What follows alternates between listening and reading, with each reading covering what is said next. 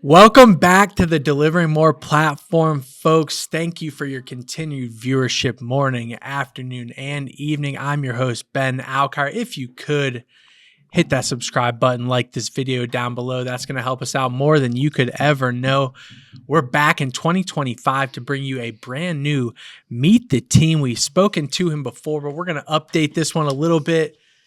He has now been with Deliver That since 2019. That is 5 years with the company. He has spent time in dispatch, in logistics, in business development, and most recently, his title with the company is Customer Success Manager.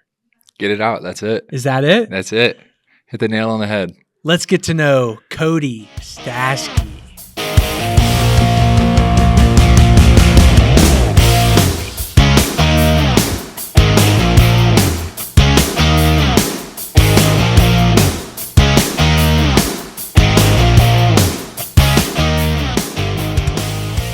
Appreciate you having me, man. Yeah, we're back. This is actually our third Meet the Team with you. So we did one in 2022.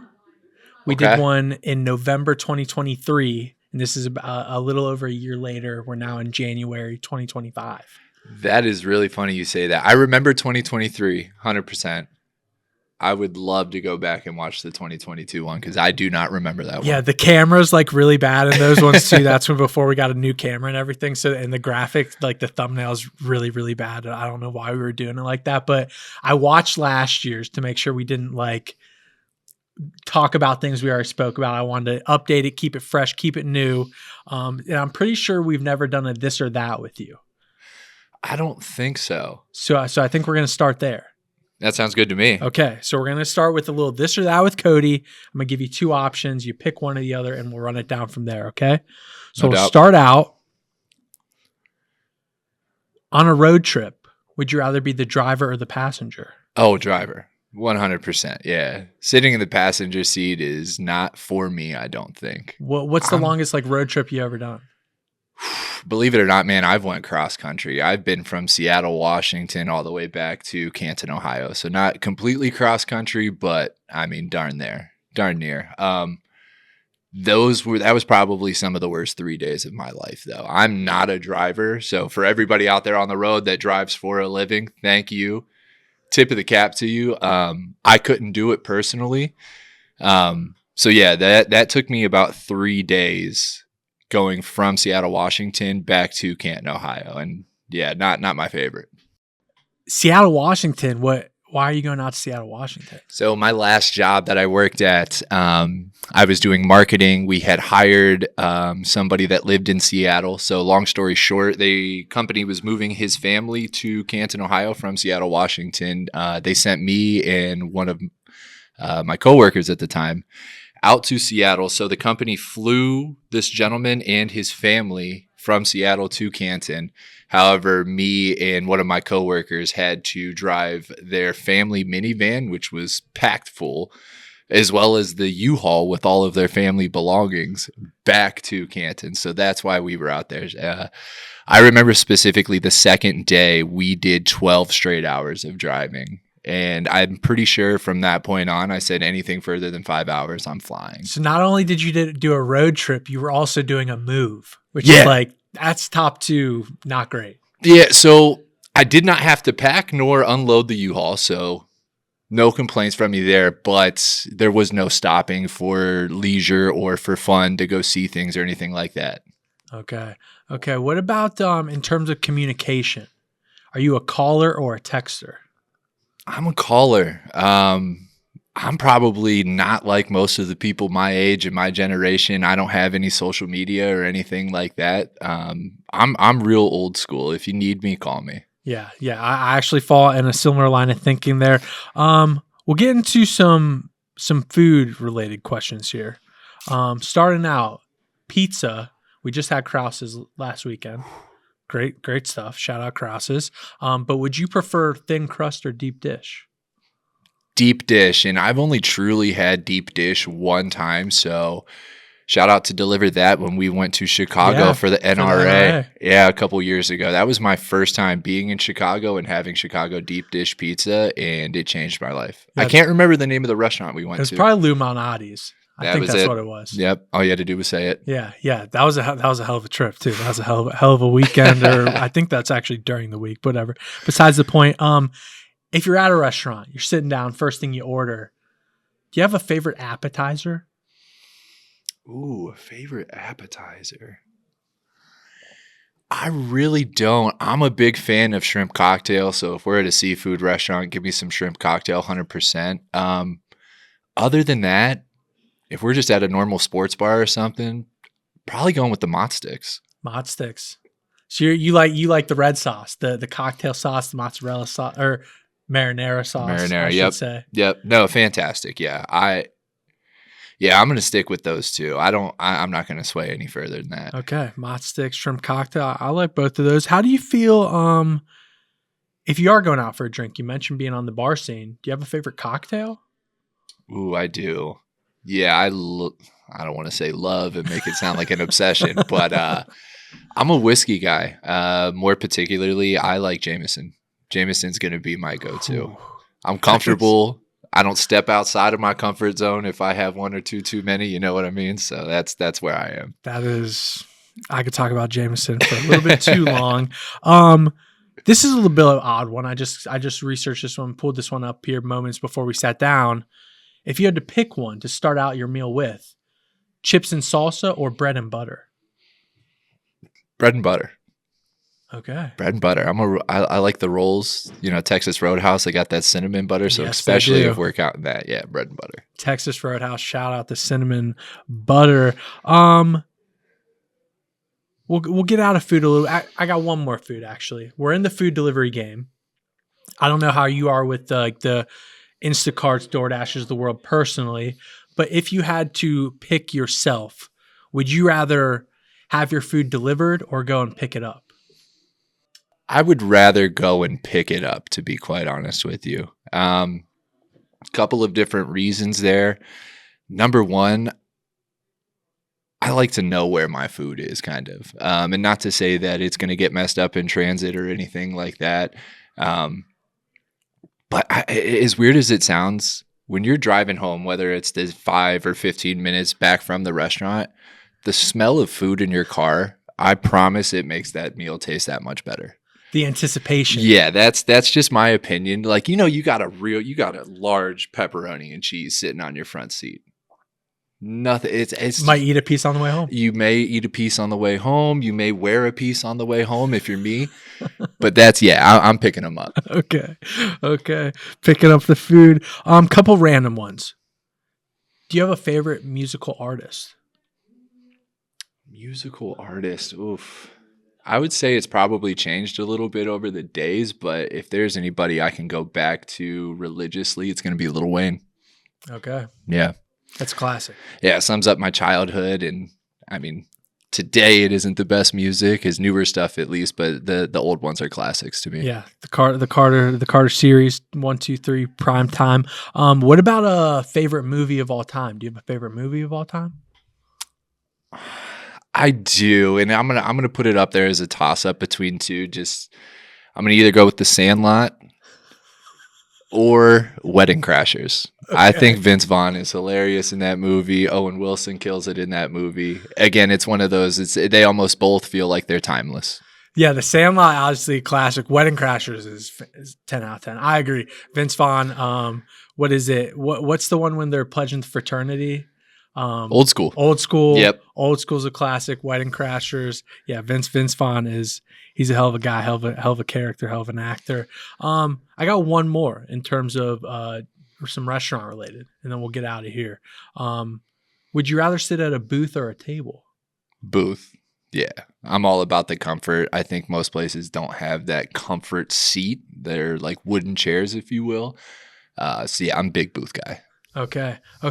And last, this or that. I keep remembering ones, forgetting ones, remembering ones. Last one. Uh-huh. I've asked the last couple people this. I like this one.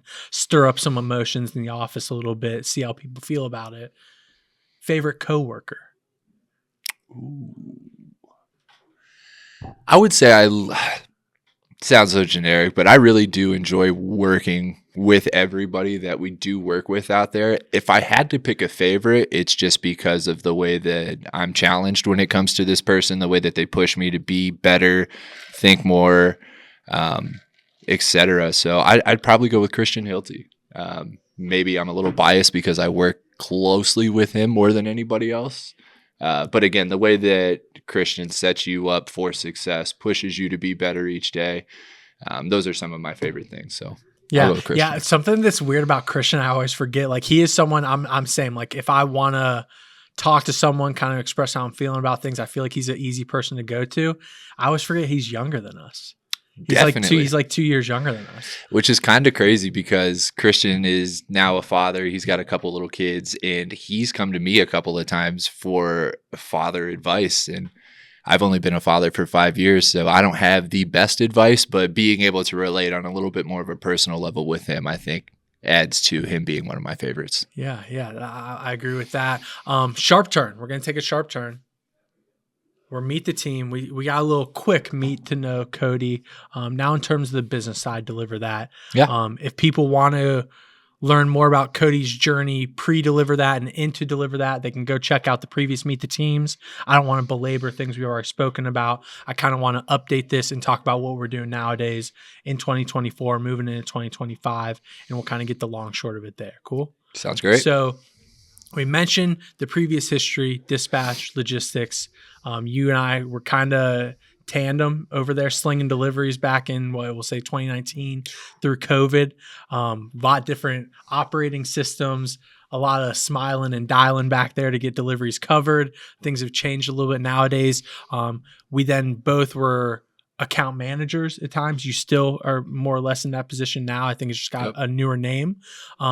And then obviously the business development department has developed over the years since you've been included within it. You mentioned customer success manager is your new title, newest title, I should say. How would you define that role in your own terms? Yeah, not to stretch it out, just to keep it very simple, is really for me to watch, encourage, and work with our partnered restaurants really to grow their catering business, to assist them in growing their catering business, and also monitor the quality of our partnership that we have with them. So if a partner needs anything, whether that is, hey, we had an incident today that arose, they need somebody to talk to, or they just have general questions about deliveries, deliver that, whatever that may be, that's kind of where I stand and fill in there. Okay. And how, I mean, you mentioned kind of the incidents playing a big part in those conversations. Obviously, we don't want those to pop up all the time, but it's the delivery game. We're not going to act like it doesn't happen. Absolutely. How big of a piece are the drivers in that relationship that you have with the restaurants? Huge. They are deliver that in a sense. They are the representation, the person that, physically is out there representing deliver that, right? The drivers there, I don't want to say this in a negative way, but they're kind of being judged on their professionalism, right? Yeah. When they walk into a restaurant or walk into a delivery, wherever that may be, how does that driver look? Do they have a cleanliness to them? Are they polite, professional, things like that? So I would say that they play a very pivotal part in our business on a day-to-day basis. And they're representing the restaurant as well, too, when they get to that customer, right? Not only deliver that. Absolutely. I would say that most clients out there, most customers out there may not know about deliver that, right? Or if they place an order, they might not know who is delivering the order, most times probably assuming it would be the restaurant themselves. So absolutely. Yeah. Yeah, I'd agree with that. What about in terms of like fulfillment day to day? You mentioned, I believe you're still kind of monitoring the deliveries, still doing a little activation and getting those deliveries covered when need be. And then obviously you're having status calls with those partnerships, managing those relationships day to day as well. Is there a piece of the customer success management position that feels most fulfilling to you? There is. I truly like the personal touch that comes with my position, right? So whether it's a good thing or a bad thing, being able to hop on a call with somebody or a video meet with somebody to listen to them, hear them out, maybe it's about an incident or just about the expectations that they would like to set for their deliveries. And then taking that back to our team and saying, "Hey, this is what we need to do to have a successful partnership with this company," right? And it's cool because every company's different too. Every brand's different, so everybody's going to have different expectations. And it's kind of a challenge sometimes because maybe sometimes a restaurant would be asking for a little bit more than we're able to provide, right? So it's just really working with the restaurant team, our team internally, our drivers, and seeing where we can find the best niche to be the best partner for them. Yeah, I mean, we mentioned incidents a couple of times, and I don't want to dwell on this too much, but as we mentioned, and we're all well aware of in this industry, um, late deliveries are going to happen. Mhm. Forgotten items are going to happen, whether it's on the driver restaurant side. Who knows what those scenarios are going to unfold to be? But in terms of a delivery going poorly, if that happens with the brand that you're managing and you're speaking with on a day-to-day basis, what do you do on your end when a delivery has gone not to the expectation of that restaurant brand and that customer? Are there things on your end that you feel ease that relationship or make it better? Are there things that you can do to reassure that brand that it will go better the next time, or things of that nature, where should this delivery not go exactly as it was perceived to be, Yeah, we can make it better the next time? absolutely. I think the very first thing is to go into each and every conversation with more or less a clear head, right? If somebody calls in and they're upset about how a delivery went, obviously we want to kind of settle down the situation. We want to de escalate things of that nature. But then we also want to take what the restaurant said and relay that back to the driver. Get the facts from the driver, get the driver's side of the story as well, and then work with the restaurant on the best resolution for them and their customer. I will say that sometimes, there's times where we do 100 deliveries with a partner and maybe 99 of them go flawlessly, but that one can really, leave a bad taste in somebody's mouth. So there are a couple different things that we can do on our end in terms of looking towards the next delivery to try to quote unquote make up for that one that did go awry. Reaching out to some of our elite drivers in the area, giving them more money, maybe processing a refund or giving that brand a free delivery or two, whatever it kind of takes on our end to let them know, hey, we have your back, your words aren't falling on deaf ears, and just continuing to try to build the partnership. How does it feel like, obviously, I mean, brands have come and gone from the platform. We're signing new partners every single day, every week, whatever you want to call it. And we've had brands who we've worked with since the inauguration of Deliver That. I mean, Oh, I yeah. know partners that have been here since 2016, 2017, 2018, that this relationship has flourished over the past years. Are there differences, do you feel like, with brands who understand and are realistic about what this world of delivery is like and how that leads to success with Deliver That, versus those who have maybe unfiltered expectations of what may happen during this delivery process? Yeah. Yeah. I would say when speaking with these partners, 9 out of 10 times you're going to have somebody on the other end of the phone that gets it, right? Hey, this is a delivery game. Hey, I get it. There's a lot of traffic, or whatever the case may be for what caused that delivery to not go as planned. And I think that those are some of the easier people to work with, right? Those are some of the more down to earth people that you can have real life conversations with and easily come to a resolution.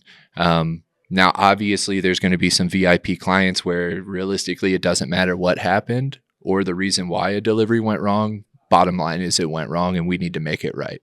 And I think, like, in terms of like maybe moving the focus towards drivers and restaurants a little bit more, how important, I mean, we kind of mentioned the drivers being the face of Deliver That, the face of the restaurant when they get to the customer. And obviously the drivers on the Deliver That platform, deliveries, deliveries, deliveries. So like, they're where are the deliveries? We need more deliveries. We're trying to fill and flood markets across the United States. And 100%. all we can do is provide as many deliveries and opportunities as possible. Are there things drivers can be doing on their end to get those restaurants to submit more with us and build that trust on their end? Yeah, and I think I think it's kind of a complex answer more or less of, it can be as simple as just putting yourself in the customer's shoes, right? If you were to order $600 or $1,600 worth of food catering wise, how would you want that to go, right? Like what kind of delivery process would you expect? Would you expect your driver to show up, professionally dressed, looking the part, setting up your food, or would you be okay if they just left that on the front porch, didn't Yeah, knock, for didn't sure. say anything like that. So I think really just sometimes slowing down and understanding that, each delivery matters no matter how big of a delivery it is. Somebody's ordering that food and somebody cares about how the delivery process is going to go. Yeah, what about so like a driver shows up, they have all the bags, they have the correct vehicle, they show up on time, they're ready to get to the drop off on time. Are there things the restaurant can be doing on their end to ensure that that driver's set up for success as well? Yeah, I think it's really, having the food ready on time, being sure that it's packaged correctly so none of the bags are going to rip when they lift up a bag, or none of the sauces are going to spill out from any of the pans or boxed food, things of that nature. Um, and then also, I think that the big thing here is really when we get to the drop off, having some type of delivery instruction for the driver, right? The more instructions that we can be provided and share with our driver, the more flawless that delivery is going to go, whether that's providing us with a suite number, a customer phone number, somebody specific that we should be looking for there at the drop off. Again, anything is really helpful in that matter. What about, this is completely tangent, super random, but while you're answering that, I just like spur of the moment caught top of my mind. Top 3 worst places to drop off if you don't have any information. What do you think? What would they be for you? Ooh. I think number one's obvious. What do you got?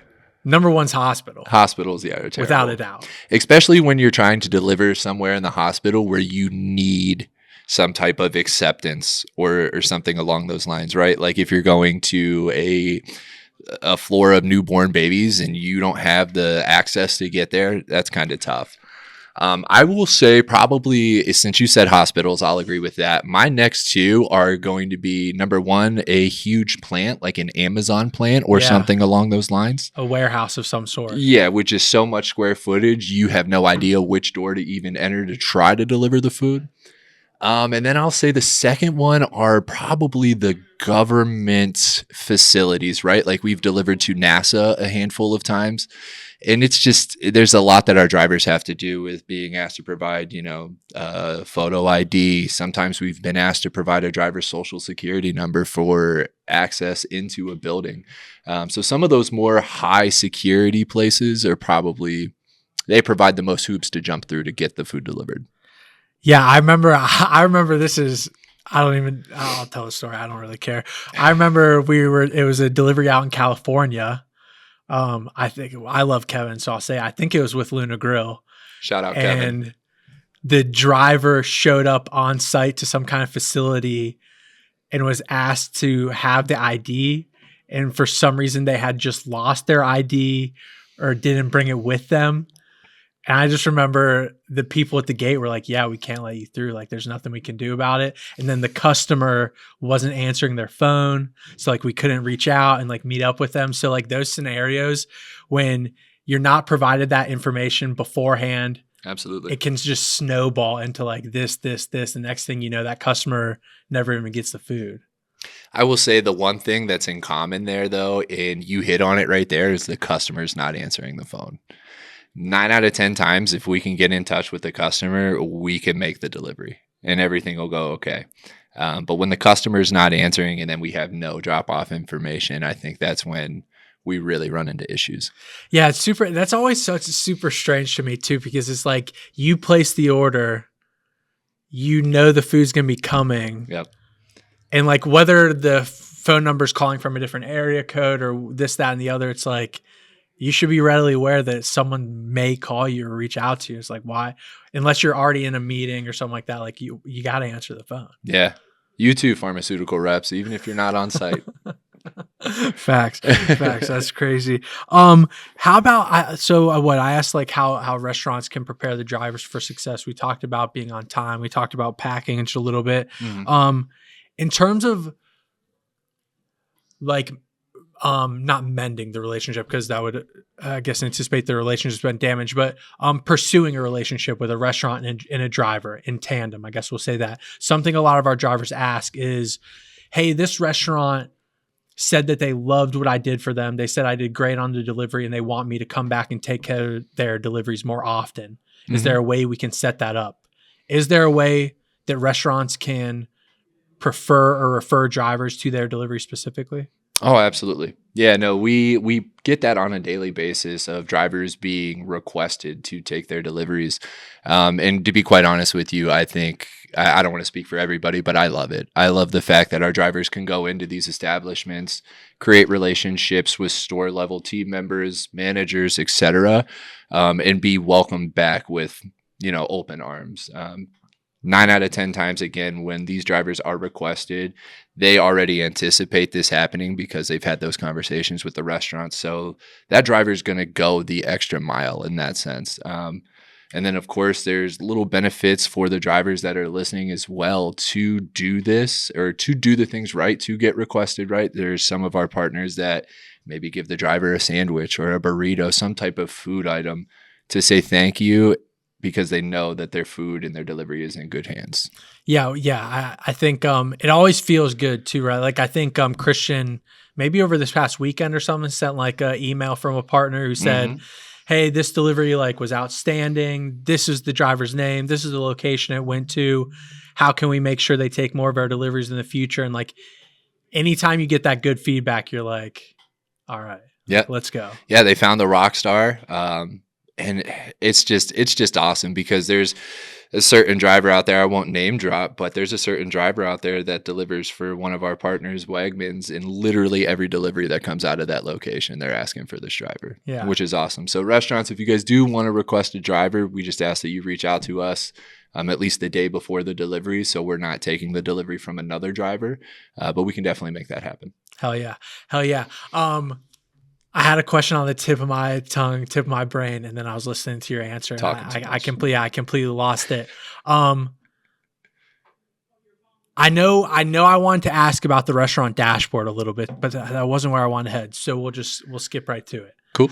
The restaurant dashboard, newer initiative, I think came out middle of last year, maybe we'll call it. I want to say May sometime. Yeah, May, like June. spring, summer of last year. How has that transformed your guys' relationship with restaurants and being able to monitor deliveries and having restaurants submit them? Has the dashboard influenced the whole process on your end? Absolutely. I just think, and the feedback that I've gotten in my own personal opinion, the transparency that we're able to provide to these restaurants, I think is amazing.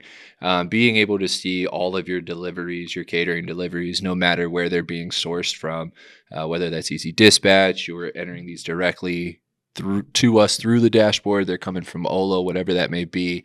Having that one centralized location for a truth or a sense of transparency there, I think has been awesome.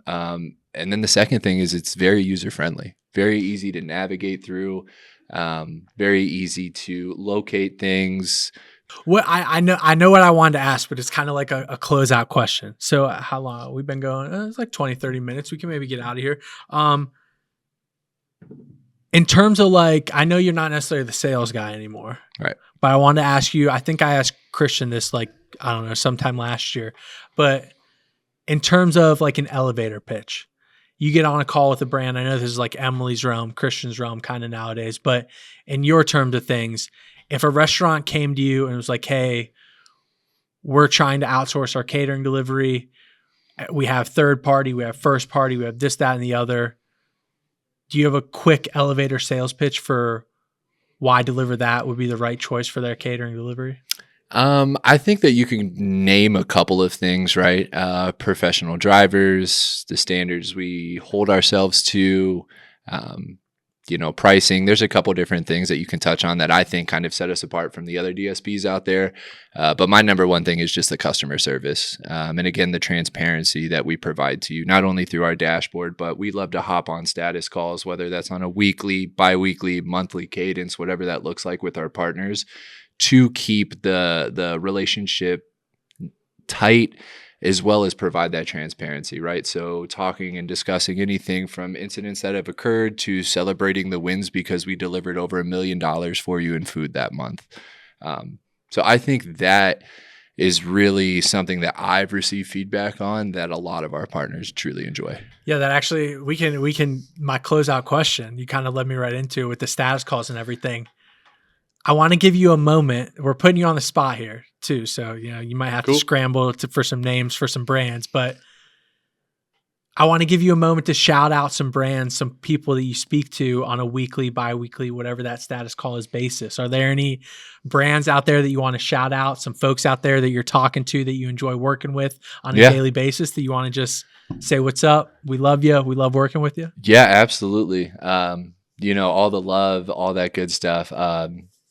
John and Ro from Wegmans, you guys are awesome. I know that we touch base every other Friday. We have a standing call there. Everything's been going great since we started the partnership about 2 years ago. Kevin Reading as well from Luna Grill. And then probably to close it out, my last one are Susie and Rachel from Pura Vida.